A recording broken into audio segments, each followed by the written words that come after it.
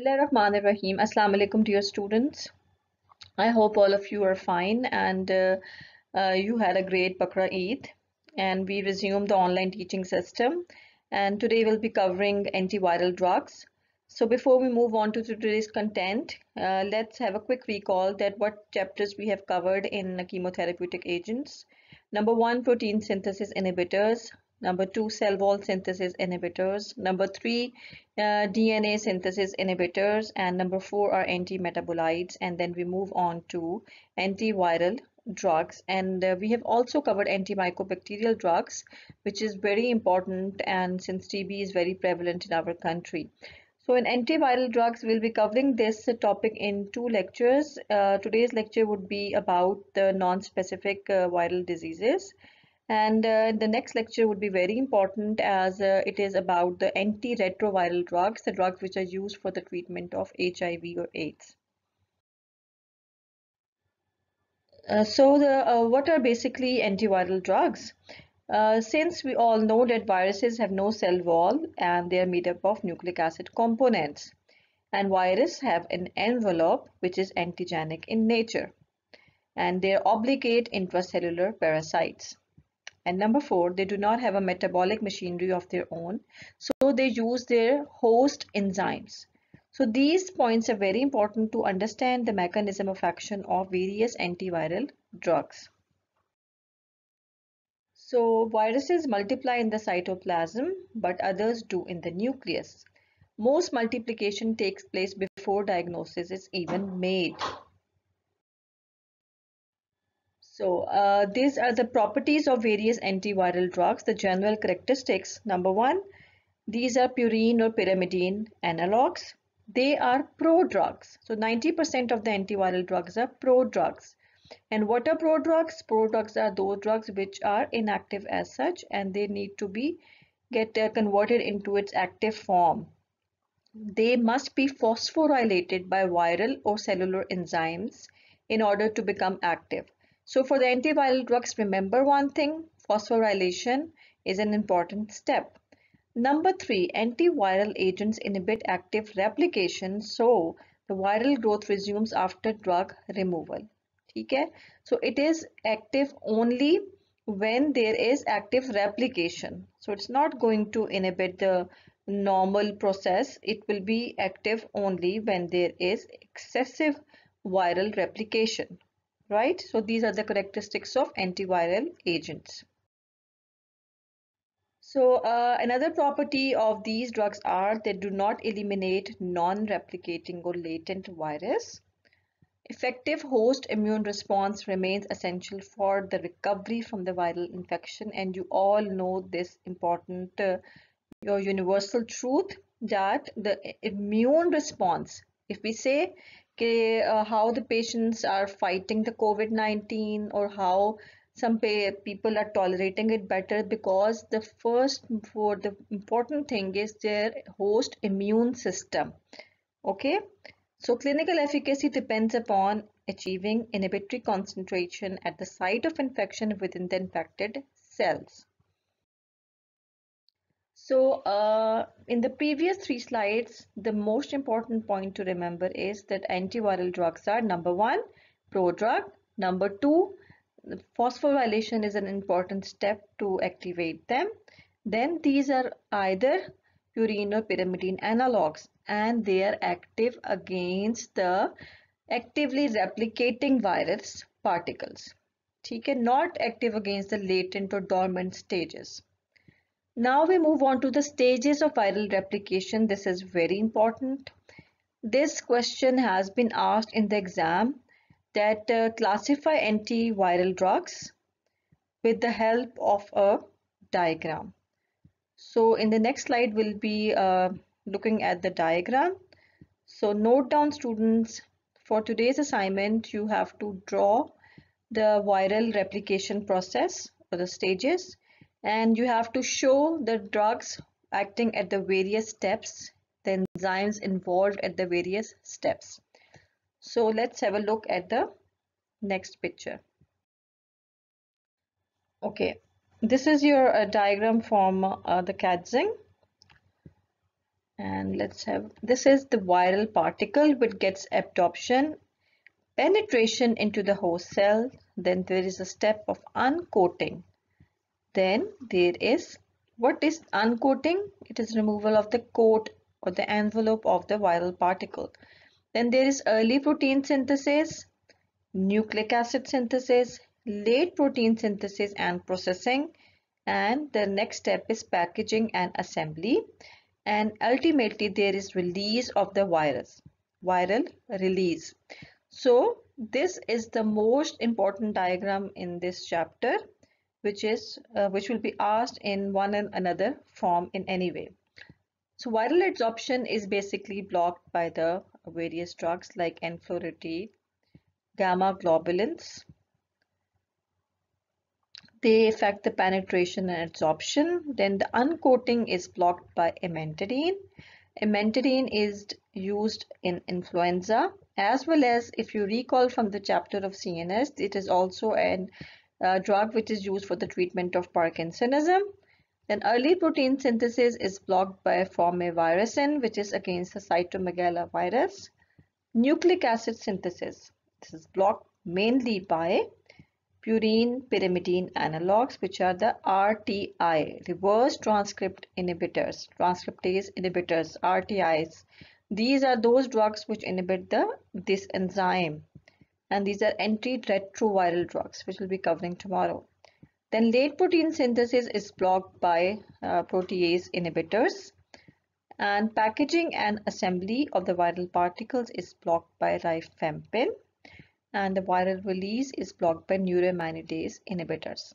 So please, all of you, take out your notebooks and draw this diagram and label it so that the steps are on your fingertips. The same thing. Another diagram showing the site of action of various antiviral drugs, like as you can see, the viral adsorption, penetration, uncoating, early protein synthesis, late protein synthesis, and in between there is nucleic acid synthesis. Then there is assembly and packaging and release of viral particles. So you all should be familiar with the various steps of the viral particle replication. Okay, so broadly we classify antiviral drugs into non-retroviral and antiretroviral. So I just told you this lecture would be covered in two parts. Today we'll be covering about drugs used for the treatment of herpes, influenza and hepatitis. And tomorrow we'll be covering the drugs which are used for the treatment of retroviruses, like which are the drugs, those viruses which cause the HIV, okay, AIDS. So these are called antiretroviral drugs. This the number B classification is asked twice in your past paper exam. So this is very important, and classification, since it is just the classification, so I have just written down the groups. When we'll discuss about it in detail, at least 3 to 4 names in each group is mandatory for you to write. Okay. So in anti-herpes virus agents, we have the prototype drug, which is acyclovir. And as you can see, most of the drugs, they have at the ends of the name, they have the clover. Acyclovir, valacyclovir, famiciclovir, panciclovir, gianciclovir, and the other drugs are for the herpes are foscarnet, trifluridine, idoxyuridine, and vidarabane. So since acyclovir is a prototype, which is the main representative of the group, so let's talk about that drug. So valacyclovir is a prodrug of acyclovir. If you recall from the previous slide, I just told you that these drugs are prodrugs. So same is the case for acyclovir, and it's the valacyclovir which gets converted into acyclovir. Okay? And it has got a better bioavailability. And famciclovir is hydrolyzed to panciclovir and has the greatest bioavailability. And panciclovir is topically applied, whereas famciclovir has administered orally.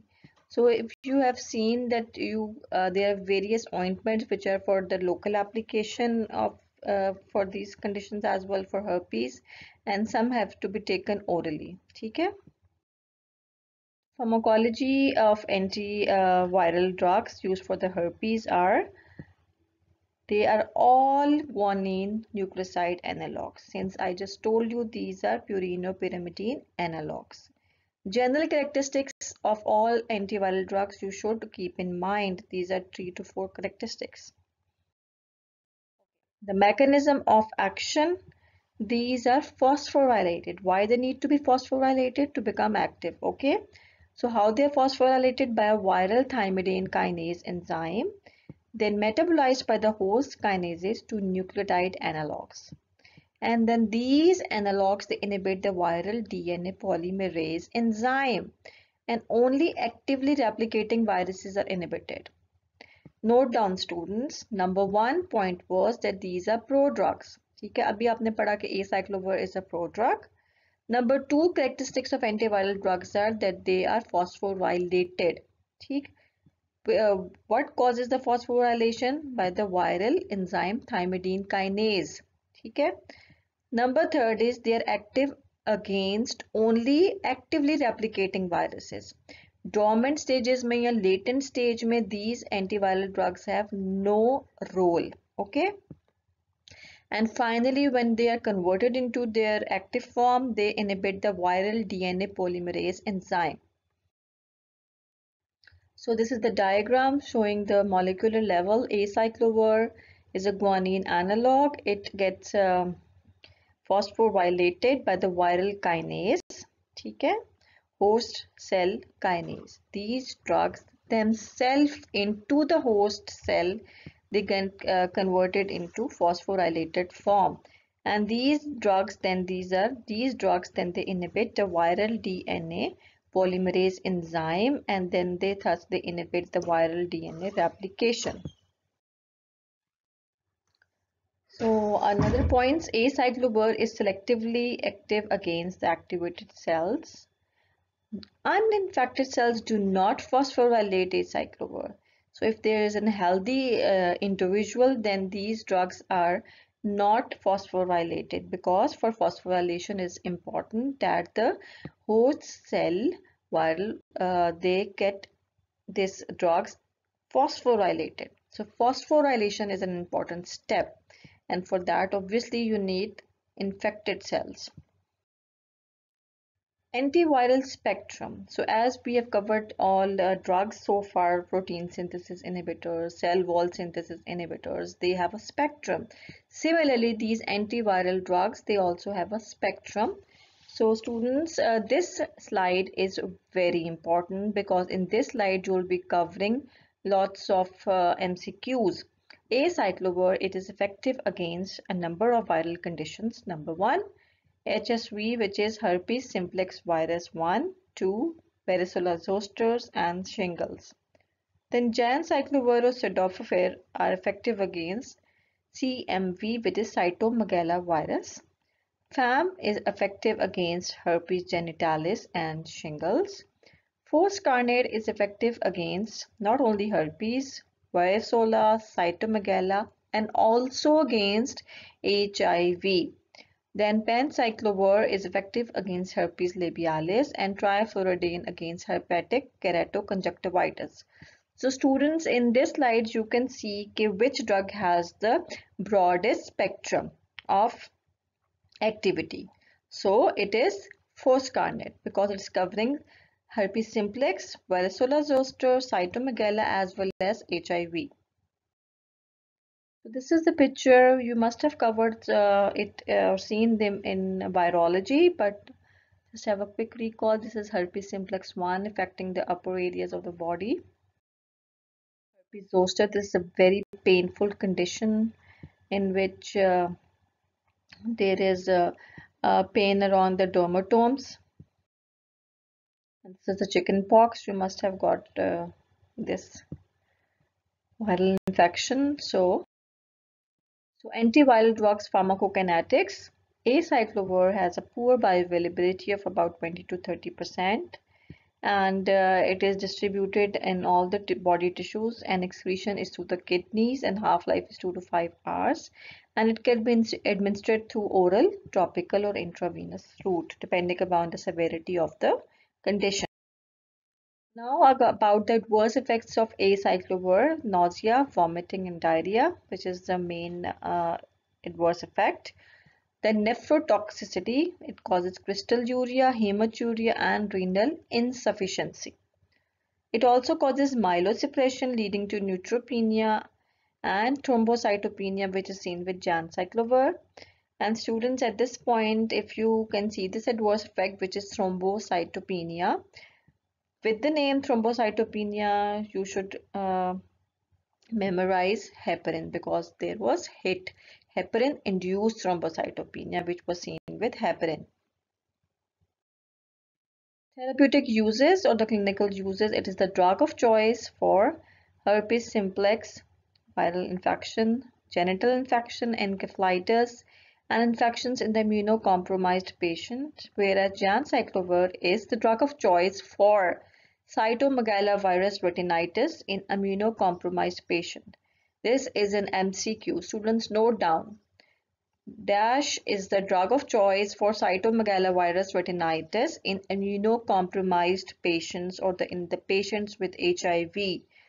So this is ganciclovir. Okay. Then prevention of cytomegalovirus disease in transplant patients, since they are also immunocompromised. Then we have another drug, which is cidofovir.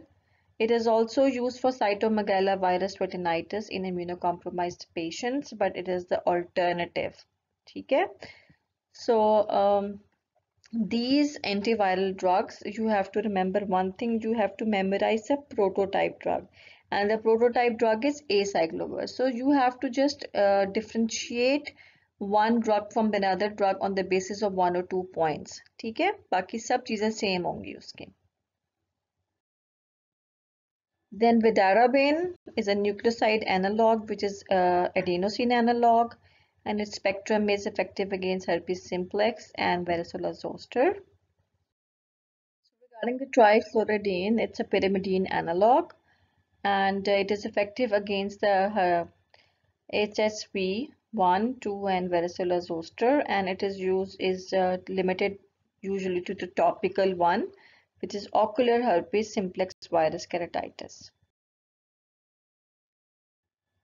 Foscarnet. This is another important drug which can come in your exam.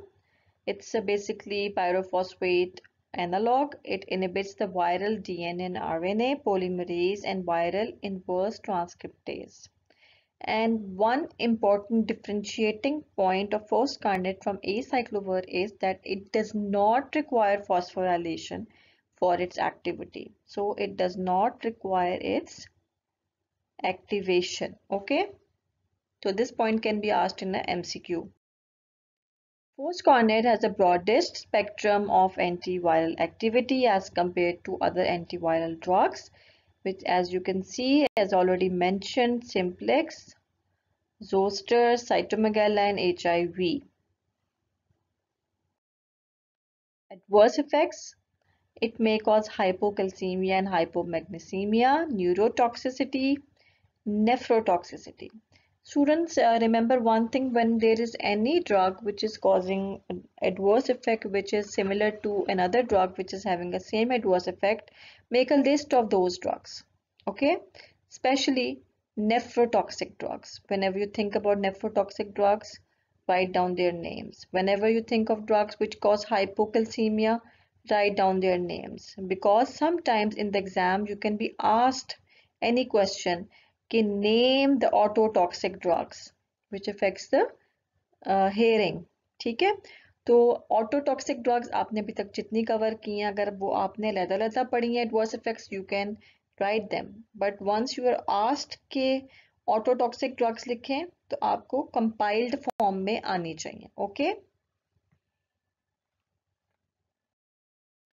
Therapeutic uses of foscarnet: it's an alternative drug for HSV infections if the patient does not respond to acyclovir or if he is immunocompromised. Similarly, in cytomegalovirus retinitis infection, it is only indicated if the person is resistant to Jan-Cyclovir and if the patient is immunocompromised. I just mentioned about this MCQ that Jan-Cyclovir is having clinical efficacy in cytomegalovirus retinitis. The first choice is Jan-Cyclovir. If the patient does not respond to it, then you move on to Foscarnet.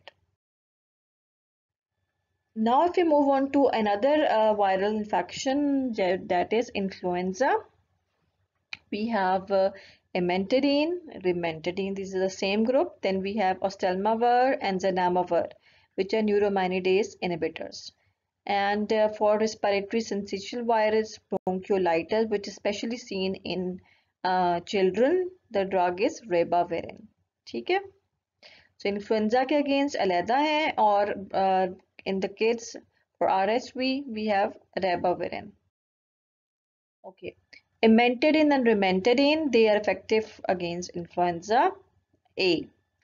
They inhibit the step of inhibition of viral uncoating by inhibiting the viral membrane protein M2. This is another MCQ. Whenever there is no other drug in whole pharmacology which is causing this inhibition of viral uncoating. Whenever you see viral uncoating, M2 protein, first thing which should come in your mind is emantadine. Okay. And this drug also has anti-Parkinsonian effects. This is its mechanism of action. Regarding its pharmacokinetics, it crosses the blood-brain barrier and it has a bioavailability of 50 to 90%. Then we have neuraminidase inhibitors, which are also effective against influenza, like oseltamivir and zanamivir, and they inhibit the enzyme neuraminidase, which is essential for the replication of virus. Okay, this is just to remember amantadine. We call it amantadine, and if we want to memorize is amantadine. Okay, just remember or imagine there is a person who goes out for the dinner and what is happening? Let's see in the next picture. This is a man who has gone to dine in and there he gets runny nose and runny eyes, like which is flu, and so this is effective against influenza. And what is he doing when you go on some hi-fi 3-star 4-star hotels, so the restaurants, then there is they uncoat and place your coats on some hanging side. So this picture is to just memorize amantadine, like what is happening. It is effective against influenza, this drug, and how it acts by uncoating of the viral envelope. Okay. Then neuraminidase inhibitors, they are effective both against influenza A and B. Once again, the same diagram which I showed you initially. This is the step which is blocked by the neuraminidase inhibitors, the viral release, which is the last step in the viral replication, whereas amantadine is blocking the uncoating of the viral protein. Okay. So regarding these neuraminidase inhibitors, they are either given orally, can be given intranasally. Now we move on to the ribavirin, which is a guanosine analog. Why I am mentioning that these drugs are different analogs? Because initially in the beginning we told you that antiviral drugs are either purine or pyrimidine analogs. Number 2, they require phosphorylation. They are prodrugs. And number 3, they are active only against the actively replicating viral particles. Okay. Its spectrum of ribavirin, it is effective against influenza, parainfluenza, respiratory syncytial virus, especially in the children, and the Lassa virus. So it has also got a broad spectrum. Ribavirin is distributed in all the body tissues, but it does not go into the CNS. It can be given in through various routes, and its important adverse effects are anemia and jaundice.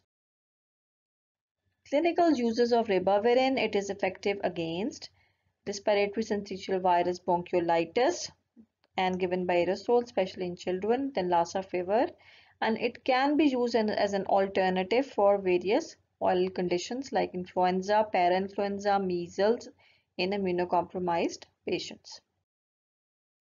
Then we have various antiviral drugs which are used for hepatic viral infections. Okay? Number one, interferons. Very important interferons from the examination point of view, and as well as they are used commonly nowadays. Okay? This is the latest advances in virology. Interferons, you must have gone through in your pathology about the interferons, so this is asked in the exam as well. Then we have lamivudine, which is used against the hepatitis B virus infection. Then we have entecavir, which is also used against hepatitis B, those patients which are resistant to lamivudine. Then we have ribavirin, which we just covered in the respiratory syncytial virus bronchiolitis in children. It is also used against hepatitis C in combination with interferon. So this slide is also very important from MCQ's point of view. Now we move on to the interferons. What are basically interferons? Interferons, how do you define them? These are natural proteins produced by the cells of immune systems. Naturally occurring है, ठीक है? कहाँ से produce हो रही हैं? Cells of the immune system. Why? In response to challenges by foreign agents such as viruses, bacteria, parasites, and tumor cells. What are their properties? They have antiviral actions, they have immune modulating actions, and anti-proliferative actions, and they are further divided into three classes: alpha, beta, and gamma. So alpha and beta interferons are produced by all cells in response to viral infections. Gamma is produced only by the T and the natural killer cells, and Y in response to cytokines. Gamma has less antiviral activity as compared to alpha and beta. So this is the point to remember. So mechanism of action of interferons, how do they produce their so many properties which I just mentioned. Number one, they are inducing the following enzymes: protein kinase, which inhibits protein synthesis, then oligoadenyl synthetase, which leads to degradation of viral mRNA. Then we have phosphodiesterase, which inhibit transfer RNA, and these leads to inhibition of translation, one of the step of the viral protein replication. Okay, so interferons are inhibiting various enzymes, which leads ultimately to inhibition of translation. You have to remember these things. You have to know what are interferons. There are different types of interferons, alpha, beta, and gamma, and which two types are more effective and how are they producing their beneficial effects. So to memorize the interferons, you can remember interferon alpha, beta, and gamma. Alpha are effective against viruses. What type of virus infection? B, C, Kaposi sarcoma, and hairy cell leukemia. Then for beta, interferons against multiple sclerosis, which is an autoimmune disorder. For an interferon gamma is effective against chronic granulomatous disease.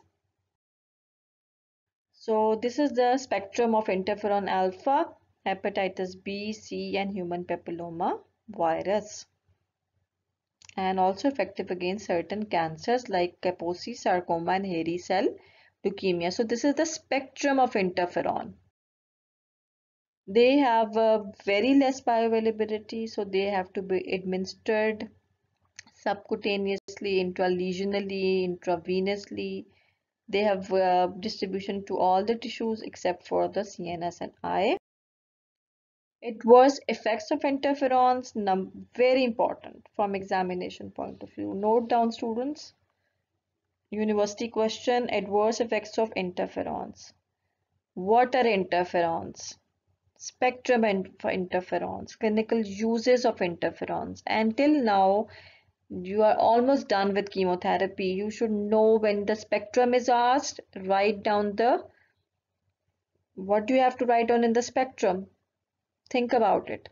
Spectrum is different from the uses. In the uses, you have to write down the disease, and in the spectrum, you have to write down the organism. Okay? Like if we say that tetracyclines are effective against Rocky Mountain spotted fever. So this is not its spectrum, this is its clinical use. In the spectrum, you have to write down the name of the organism which causes this disease. Okay? So adverse effects of interferons, acute flu-like syndrome, which is accompanied by fever and headache, bone marrow suppression like granulocytopenia and thrombocytopenia. Then you have neurotoxicity accompanied by confusion and seizures, cardiotoxicity leading to arrhythmias and impairment of fertility. So interferons के injection you're getting for the hepatitis C and other conditions, but they have lots of adverse effects. Okay. So these are the therapeutic uses of interferons: hepatitis B and C, herpes zoster virus, cytomegalovirus, condylarthritis latum acuminatum, and we have hairy cell leukemia and AIDS-related Kaposi sarcoma. So these are the clinical uses of interferons combined. But I just showed you a slide in which there were different types of interferons used in different conditions like alpha, beta, and gamma. Okay, with that, we'll finish today's lecture about antiviral drugs for non-specific conditions like herpes zoster, herpes simplex, cytomegalovirus, influenza, respiratory syncytial virus, and the uses of interferons we have discussed so far.